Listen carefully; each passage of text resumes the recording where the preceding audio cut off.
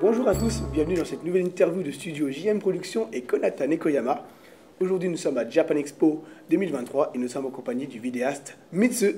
Bonjour, merci beaucoup pour l'invitation. Merci à toi. Je vais te présenter un petit peu pour ceux ou celles qui ne te connaîtraient pas. Je m'appelle Mitsu, donc moi ça fait un peu plus de 12 ans maintenant que je vis à Tokyo. Il faut savoir que j'ai eu beaucoup d'expérience, c'est-à-dire que là actuellement moi je travaille dans le milieu des médias japonais, c'est-à-dire que je fais des émissions de télé, je fais des publicités, je fais pas mal de choses. Et depuis 2 ans et demi maintenant j'ai une chaîne YouTube via laquelle je m'adresse à un public français, via laquelle donc je parle de mes différentes expériences au Japon, le métier que je fais, je parle aussi de culture japonaise, de pas mal de choses.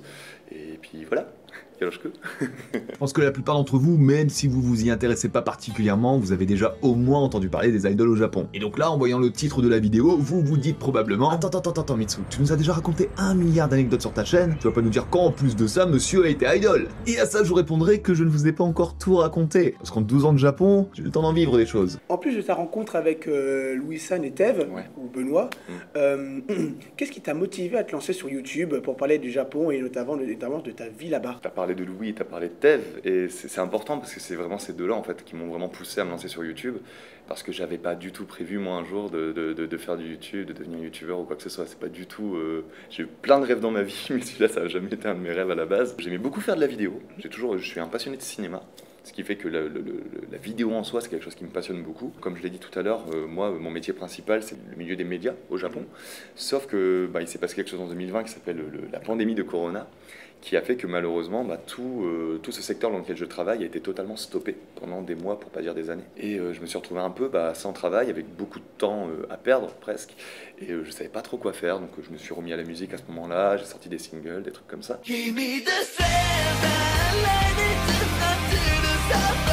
Cause I can't bear the pressure of it anymore. Will you be there with me at the end? I need an answer. I'm slowly losing the connection. Mais c'est pile à ce moment-là en fait où l'aspect vidéo, l'aspect justement tournage, tout ça me manquait. Et donc il y a Louis-san qui était en recherche de photographe. Je me suis retrouvé à devenir photographe pour Louis. Ensuite je me suis retrouvé à très bien m'entendre avec lui. Et puis au bout d'un moment, que ce soit Louis ou Tev que j'ai rencontré par la suite, les deux ils m'ont dit toutes ces expériences que tu as eues au Japon, que tu aimes bien nous raconter en privé, il faudrait que tu fasses des vidéos YouTube en fait. Ce serait trop intéressant pour les gens que tu leur parles de ça, parce que c'est quelque chose qu'on voit pas assez sur YouTube, des vraies expériences de vie dans un milieu qui est entièrement japonais. Donc voilà, c'est eux vraiment qui m'ont poussé à faire ça. Moi je t'avoue, j'y croyais pas du tout. Je pensais pas du tout que ça allait marcher. Mais j'ai dit, bon, qui ne tente rien n'a rien. C'est un petit peu le leitmotiv de ma vie. Hein. J'essaye et je joue au Sandman. Puis au final, non, voilà, j'ai lancé ma chaîne début 2021. Et ça a été assez rapide au final. En quelques mois, j'ai commencé à avoir vraiment beaucoup d'abonnés. Et puis voilà, c'est comme ça au final que je me suis retrouvé sur YouTube. Parce que là où au départ, je pensais faire 1-2 vidéos pour tâter le terrain, ça a tellement fonctionné suffisamment rapidement que je me suis retrouvé à en faire de plus en plus. Et puis aujourd'hui, c'est devenu un de mes métiers, parce que je continue à faire mon autre métier, un de mes métiers à part entière en tout cas. Super, donc vraiment, c'est vraiment le fil en aiguille, ça s'est construit. Tout est quelqu'un qui a plein d'expérience en plus, donc c'est très intéressant de les partager en vidéo avec tout le monde en plus. C'est ce que j'essaie de faire. En gros, je le dis souvent ça, mais quand je me suis lancé sur YouTube, il y avait Tev, il y avait Louis-san, il y avait Japania, Ichiban Japan, Panda Aman, même s'il est plus aujourd'hui, il y a Lucas TV, il y avait déjà des gros youtubeurs avec des centaines de milliers d'abonnés. Et moi j'arrive, je suis personne en fait.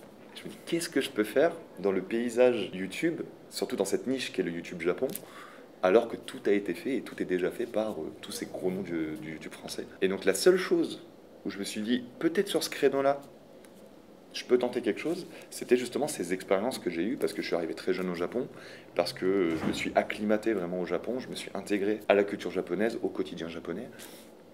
Et ça m'a donné des expériences de vie incroyables. C'était beaucoup de chance. J'ai eu la chance vraiment de faire plein de trucs. Mais je me suis dit, effectivement, peut-être que ça, en parler, c'est des choses que je vois pas en fait sur YouTube. Des gens vraiment qui parlent de ces expériences très particulières, que ce soit dans le milieu de la télé, que ce soit dans le milieu des hosts, que ce soit... Tu vois. Et je me suis dit, peut-être que si je parle de ça, j'aurai ma carte à jouer. Puis, au final... j'ai plutôt eu raison. Ça a marché, j'ai plutôt eu raison. Ouais. En l'espace de 2 ans, tu es devenu un vidéaste reconnu sur le Japon et sa culture, clairement. Comment tu arrives à concilier justement YouTube, Twitch, ainsi que tes métiers à côté, modèles, médias? Alors dans un premier temps, c'est vrai que vu de loin, je pense que ça peut paraître compliqué. Tu te dis comment tu arrives à tout faire en même temps.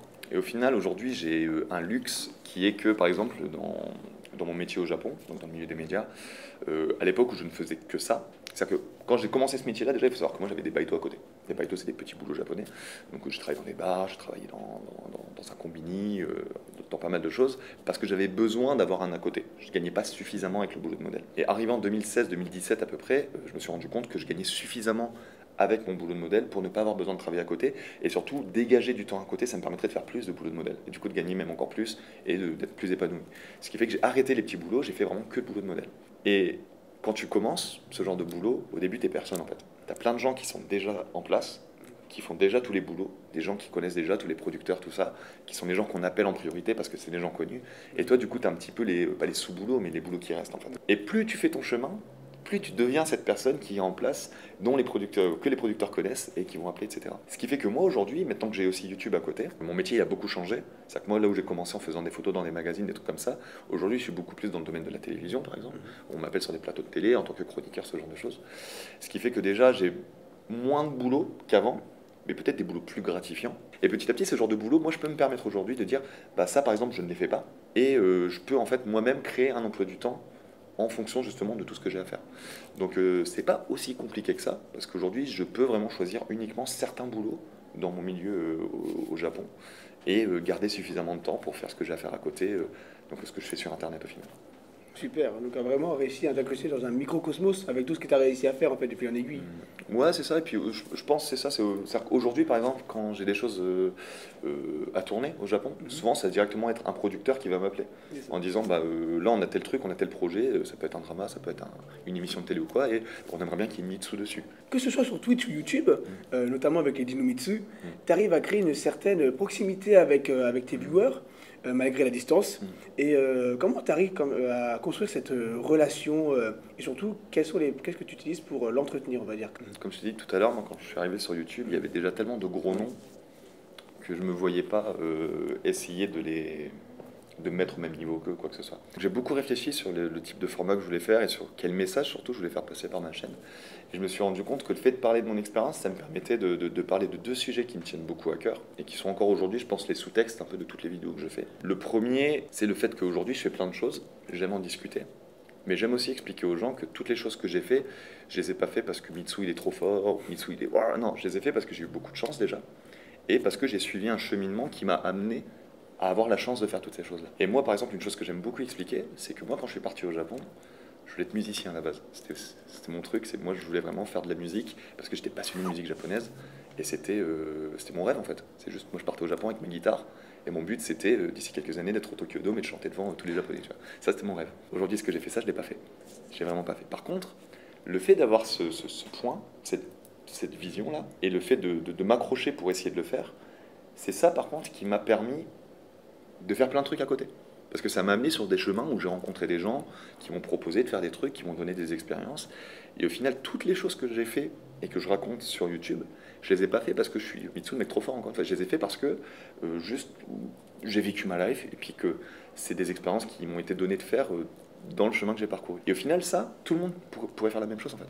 J'essaie un petit peu de donner cette image-là en disant, si vous avez un objectif, peu importe c'est quoi, même si vous en avez pas, essayez juste de vous fixer un point et faites des trucs. Allez vers ça. Et même si vous n'allez pas vers ça, le simple fait de vous diriger là, vous allez voir que sur le chemin, vous allez trouver plein d'expériences trop cool. Et je pense que ça, c'est un message qui est très important à dire aux gens parce que je suis la première personne qui est très pessimiste, qui a tendance à me dévaloriser, etc. Et je sais qu'il y a beaucoup de gens qui sont certainement dans mon cas. Et leur donner ce message-là, je pense que c'est important. Donc ça, j'essaie de le faire via mes expériences, en disant aux gens, j'ai fait ça, mais vous pouvez faire pareil. Et la deuxième chose, je suis quelqu'un qui suis très pragmatique et je combats beaucoup, moi, tout ce qui sont les idées reçues, les idées fausses, les fake news, etc. Et le fait est que le Japon et la France sont suffisamment culturellement et historiquement différents pour que des amalgames et des clichés soient faciles à créer en fait. Et la preuve, c'est qu'aujourd'hui on a des énormes clichés sur le Japon qui sont très puissants en fait, dont les gens croient encore. Là je suis monté dans un Uber, la personne était persuadée que les Japonais mangeaient que du cru par exemple. C'est bête, hein, mais c'est des choses qui existent. Et moi ce que j'essaie de faire sur ma chaîne, et je me suis rendu compte que je pouvais faire ça via mon vécu, c'est j'essaie au maximum de donner les notions culturelles, les notions historiques nécessaires pour comprendre ces choses-là, pour essayer de casser justement les idées reçues. Parce qu'au final, on a tous en fait un prisme via lequel on regarde le monde, et ce prisme-là, c'est notre culture à nous. On a tous une culture personnelle qui nous permet de juger le monde qui nous entoure. Et en fait, on se rend compte quand on va à l'étranger que ce prisme-là, au final, il est extrêmement local. Et la manière que tu as de regarder le monde, quand tu vas dans un autre pays, et c'est vrai pour le Japon, c'est vrai pour plein d'autres pays, les gens, ils ont un autre prisme, via lequel ils regardent le monde. Et il n'y en a pas un qui est plus vrai qu'un autre. Et ce qui fait que si aujourd'hui, tu es français, tu regardes des trucs japonais, tu te dis, mais les Japonais, ils sont complètement tarés, c'est complètement what the fuck, mon Dieu, les Japonais, ils sont mabulito. Ça, c'est parce que tu regardes avec ce prisme français, avec ta culture française, mais au final, quand tu te tournes et que tu vas regarder la même chose avec le prisme japonais, tu te rends compte que c'est pas si loufoque que ça. Parce que culturellement, historiquement, il y a une explication. Sauf que ça, forcément, tu peux pas blâmer les gens de ne pas le savoir. Parce que sans avoir vécu au Japon, sans avoir ces données-là, les gens peuvent pas le savoir en fait. Donc moi, quelqu'un qui sait pas faire la différence entre la Chine et le Japon, c'est pas grave. C'est juste qu'il a pas cette donnée-là. Quelqu'un qui pense que les Japonais mangent que des sushis, c'est pas grave. C'est juste qu'il a pas ces données-là. Et donc moi, via mon expérience, via tout ce que j'ai vécu au Japon et via le fait qu'aujourd'hui, il y a beaucoup de points que je savais que c'était des idées reçues, mais j'arrivais pas à l'expliquer. Aujourd'hui, j'ai suffisamment de bagages et je comprends suffisamment la culture et l'histoire du Japon pour être capable de dire, bah tu vois ce truc-là qui te paraît loufoque, en fait, c'est parce qu'au Japon, il y a eu ça, culturellement parlant, il y a ça. Et quand tu expliques ça, tout de suite, tu dis, ah ouais, c'est pas aussi fou que ça au final. Ok. Et c'est comme ça que j'essaie d'expliquer un petit peu certaines choses sur le Japon. Et je pense que ces deux choses-là, qui sont donc un peu ce message d'espoir sur vous pouvez tenter des choses vous aussi, et ce truc de essayer d'expliquer au maximum culturellement certaines choses du Japon pour casser des idées reçues, c'est vraiment les deux messages principaux que j'essaie de transmettre avec ma chaîne, je pense. Au-delà du prisme, c'est vrai qu'on a parfois tendance à voir des choses un peu out of context, un peu hors contexte en fait, de temps en temps, à cause parce que de ce prisme. C'est aussi une des raisons. Totalement. Et moi, je parle du Japon parce que Japon, mais c'est pareil dans plein de pays, c'est pareil partout en fait. Bien sûr. Et je pense que c'est aussi un message assez global que je donne au final. J'essaie vraiment juste de donner les outils nécessaires pour que les gens, quand ils voient des choses qui peuvent leur paraître loufoques, ils arrivent à prendre peut-être un peu de recul et à se dire, attends, il y a sûrement une explication peut-être plus rationnelle que les mecs c'est des maboulitos. Tu vois. Comment tu as réussi à apprendre le japonais Je sais que tu l'as tryhard pendant assez longtemps chaque jour. Est-ce que tu pourrais réexpliquer ou expliquer aux gens quelle est la méthode que tu as utilisée pour apprendre le japonais, les hiragana, les kanji, l'écriture orthographe, et quelles sont les références que tu aimerais leur recommander? Alors moi, à la base, encore une fois, la musique. J'ai découvert la musique japonaise assez tôt. Et là, j'ai 32 ans et je me rends compte que ça fait 20 ans que j'ai commencé à parler japonais. Enfin, que j'ai commencé à apprendre le japonais. Donc vers mes 11-12 ans, j'ai commencé à bosser le japonais. Pourquoi? Parce que j'aimais beaucoup la musique japonaise et j'avais envie de comprendre ce qu'ils disaient dans leurs paroles. Et surtout, en tant que musicien, j'avais envie d'être capable de moi-même écrire des paroles en japonais. Donc très rapidement, je me suis dit, ok, le japonais, c'est quelque chose qui va m'être nécessaire si j'ai envie de faire quelque chose là-dedans. Et donc j'ai commencé moi-même à acheter des bouquins, etc. Vraiment plein de bouquins. Je suis un mec de bouquins, j'adore lire. J'ai acheté le Kanji Tokana, qui est donc le gros bouquin bleu avec tous les kanji dedans. Je séchais les cours d'anglais pour pouvoir bosser mes kanjis, c'est pour vous dire. Donc ne faites pas ça les gens. Dans un premier temps, pendant un petit moment, pendant plusieurs années, j'ai bossé tout seul, vraiment, dans ma chambre. Mais c'était vraiment un apprentissage passion, comme j'aime l'appeler. En japonais, par exemple, on a un kotowaza, comment on dit, un proverbe qui se dit ce qui consomme mon no jouzu nare, c'est tu deviens bon dans ce que tu aimes. Et moi vraiment c'est ça en fait, j'aimais tellement ça, c'était tellement une passion, à aucun moment le japonais ça a été une plaie pour moi de l'apprendre. À chaque truc que je découvrais, j'étais en mode c'est génial, et du coup je bossais. Donc déjà je pense essayer de trouver qu'est-ce qui pourrait être cette passion qui t'anime pour apprendre le japonais. Parce qu'apprendre le japonais, pour apprendre le japonais, tu vas saturer au bout d'un moment. Dès que ça va être difficile, tu vas dire c'est bon, vas-y, let's go, j'arrête. Alors que si tu as une passion derrière, un truc que ça pourrait t'apporter, moi c'était la musique par exemple, tout de suite ça va être moins fastidieux et tu vas prendre du plaisir à le faire. Et ensuite, moi vraiment, le point où tout a changé, c'est quand j'ai déménagé dans le Midi-Pyrénées. J'ai déménagé beaucoup pendant toute ma vie, mais j'ai été dans le Midi-Pyrénées, près de Toulouse. Il faut savoir qu'à Toulouse, il y a une grosse communauté japonaise. Beaucoup de Japonais qui vivent à Toulouse. Des gens qui vivent depuis très longtemps, des gens qui viennent aussi pour apprendre le français. Il y a une école de français pour les étrangers à Toulouse. Ce qui fait qu'il y a une assez grosse communauté japonaise là-bas. Et moi, en déménageant dans le Midi-Pyrénées, je me suis retrouvé à côtoyer ces gens-là. Et ces gens-là, ils m'ont apporté deux choses qui sont extrêmement importantes. La première, c'est le fait de pouvoir parler japonais tous les jours, dans un véritable contexte japonais. Donc moi, mon japonais à ce moment-là, il a évolué exponentiellement parce que quand tu parles, que les gens te parlent derrière, c'est le meilleur contexte en fait pour progresser, tu vois ce que je veux dire. Oui. Et la deuxième chose qu'ils m'ont donné, qui est encore plus important, et là ça m'a servi pour mon intégration au Japon, c'est qu'ils m'ont donné tous les codes sociaux nécessaires que les Japonais partagent entre eux. Parce qu'en France, on a des codes sociaux entre nous. On a le check, on a le machin, tu vois, ça peut paraître... Voilà, on a plein de choses. Au Japon, les Japonais ils ont leurs propres codes sociaux. Et ça, quand tu débarques au Japon, tu les as pas, ça peut être compliqué. Et tu peux mal interpréter certaines choses. Alors que moi, le fait de côtoyer ces Japonais, au final, je me suis retrouvé, avant même de partir au Japon, d'être dans un espèce de microcosme où déjà j'étais un petit peu au Japon et j'étais déjà habitué, en fait, à parler de japonais. Et du coup, au final, c'est vraiment les deux outils qui m'ont le plus permis, quand je suis parti au Japon, de m'intégrer de la meilleure des manières. Pour en revenir à ta question, Au final, aujourd'hui, pour apprendre le japonais, je pense, la meilleure des choses, déjà, c'est comme je t'ai dit tout à l'heure, essayer de trouver cette petite passion peut-être qui peut t'animer, qui peut te permettre de voir ton apprentissage du japonais comme quelque chose de véritablement intéressant et de pas arrêter à la première difficulté. Et la deuxième chose, c'est ça va vraiment dépendre des gens. Parce qu'il y a des gens qui vivent dans des grandes villes, des gens qui vivent dans la campagne, et vraiment ça dépend. Les gens qui vivent dans les villes, déjà, essayez de vous renseigner, parce que dans la plupart des grandes villes japonaises, il y a des communautés japonaises. Ça peut être dans des cafés, ça peut être dans des librairies. Il y a des Japonais qui vivent sur place. Essayez de voir un petit peu où ces gens vont. Essayez un petit peu de côtoyer. Essayez de vous faire... En japonais, on a un mot qui s'appelle le kankyo. Kankyo, c'est l'environnement. Avoir un environnement japonais, je pense, c'est le mieux pour que le japonais soit quelque chose que ton cerveau synthétise beaucoup plus naturellement. Ça, si tu écoutes de la musique japonaise, tu regardes des films en japonais, des dramas en japonais, des animés en japonais, et qu'en plus dans ta vie de tous les jours, tu as des gens à qui tu peux un petit peu parler en japonais, c'est là où ton cerveau il va vraiment commencer à créer les connexions nécessaires pour que le japonais ça devienne très naturel pour toi. Alors que si tu bosses que sur un bouquin, ou que via telle application ou quoi, ce sera pas suffisant, je pense. Et c'est l'erreur que des gens font, c'est de prendre une seule chose, un bouquin, une méthode ou quoi que ce soit, pour apprendre une langue, alors qu'au final c'est vraiment un ensemble qui te permet réellement de faire travailler ton cerveau pour que la langue elle s'implémente profondément. C'est vrai d'avoir toujours quelqu'un qui explique notamment ces petites précisions qu'on n'a pas forcément avec une application. Par exemple, le compteur notamment des éléments, le compteur pour le papier plat, le compteur pour les objets, pour les les compteurs, c'est un délire ça. Ça, le compteur, ça fait bader beaucoup de gens.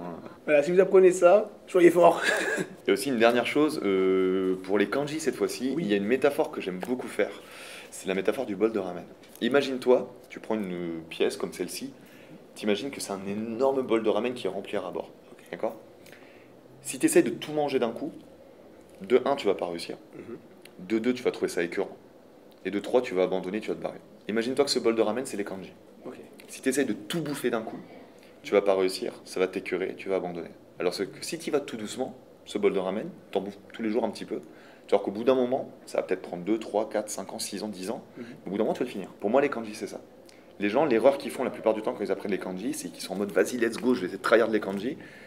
Et au bout d'un moment, ils saturent parce qu'ils n'y arrivent plus, parce qu'il y a un moment où tu peux pas faire plus qu'un certain niveau. Tu vois. Allez-y tout doucement, tranquillement, apprenez au fur et à mesure, essayez de trouver des kanji qui vous plaisent, des mots qui vous plaisent. Et tu vas voir qu'au bout d'un moment, très naturellement, ça va venir. En fait. Alors du coup, on va skipper avec notre second player, Alexandre, qui a posé 2 questions sur la technique vidéo. C'est parti, player 2. Let's go. Alexandre, au rapport. Here comes a new challenger! Player 2 is here. Bonjour, ici Alexandre David au rapport. Selon toi, quelle est la qualité indispensable pour une meilleure vidéo? Clairement, déjà ça va dépendre la vidéo, parce que tu as plein de types de vidéos, ça peut être un reportage, ça peut être une vidéo YouTube un peu plus classique, ça peut être un fit and fun, tu vois. Donc ça va vraiment dépendre du format, je pense, mais si tu veux fonctionner sur YouTube en tout cas, donc on prend vraiment la méta YouTube, pour moi le plus important aujourd'hui, et clairement ça se voit, ça va être le rythme de ta vidéo. Moi par exemple dans mon cas, le rythme de ma vidéo, je le travaille à l'écriture. J'écris ma vidéo et je joue ma vidéo comme si j'étais en train de tourner pendant que je l'écris. Par exemple, je vais écrire mon intro, je vais vérifier que mon intro elle est bien. Donc vraiment juste j'écris mon intro, je suis devant mon PC, ma caméra elle tourne pas, je suis en mode yo salut à tous, bienvenue dans cette toute nouvelle vidéo. Aujourd'hui on va parler de blablabla tout en lisant mon texte. Et juste je vérifie si le rythme est bon, si le phrasé est bon et si ça a suffisamment d'impact. Pourquoi on parle du rythme ? Tout simplement parce que YouTube c'est quelque chose d'extrêmement concurrentiel. Il y a plein de vidéos qui sortent en même temps. Et imagine, je sais pas combien de toi t'es abonné, moi je suis abonné à au moins 200 chaînes. Dans ma vie de tous les jours, j'ai pas le temps de regarder toutes les vidéos. Donc forcément, tu es obligé de faire un choix. Si je lance une vidéo et que malheureusement elle est un petit peu trop lente, le sujet il prend trop de temps à être mis en place, il y a un moment où je décroche et je dis, vas-y, il y a cette autre vidéo qui m'intéressait, je vais aller voir celle-là plutôt. Le but, c'est d'essayer au maximum d'éviter cet effet-là.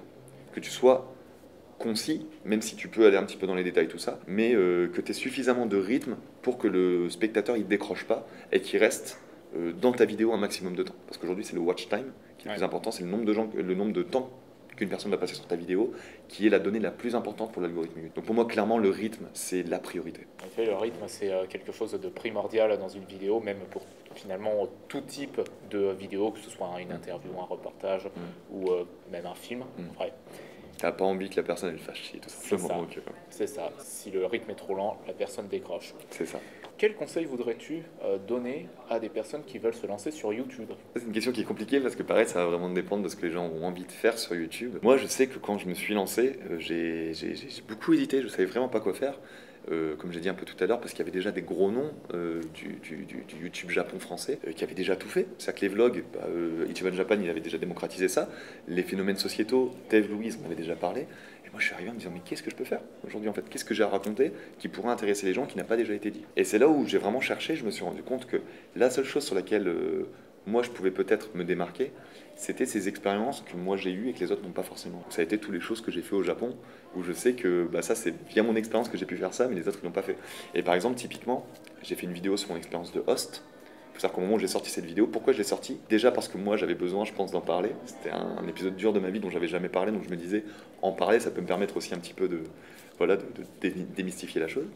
Et surtout, j'avais vu des gens en parler, il y avait Japania qui en avait parlé, il y avait Tef qui en avait parlé, mais ils en avaient parlé vraiment de loin, en parlant du phénomène en lui-même. Alors que moi, je pouvais en parler en tant qu'insider, en disant, moi, je l'ai vécu, et je vais vous expliquer comment je l'ai vécu.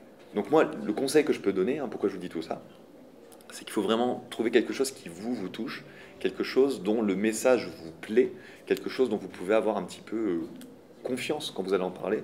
Parce qu'au final, si vous ne faites pas un truc qui vous plaît, si vous essayez juste d'être sur la trend du moment, etc., si ça ne vous ressemble pas un minimum, il y a un moment où tu vas décrocher parce que ce ne sera pas toi.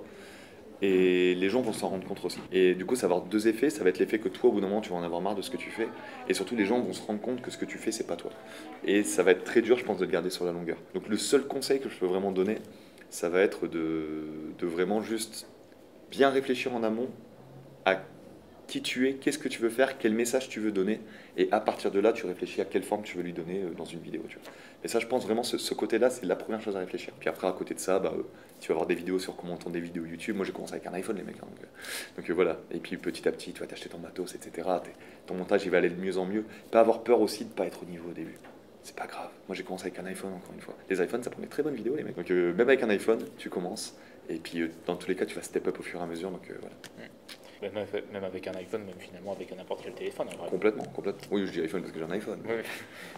Merci encore à Mitsu de cette interview. Est-ce que tu as une dernière chose que tu aimerais passer à tes fans, à tes abonnés, quelque que tu aimerais leur dire après qu'ils t'aient soutenu pendant 2 ans et on espère que ça va continuer bien longtemps? Déjà, première chose, merci beaucoup.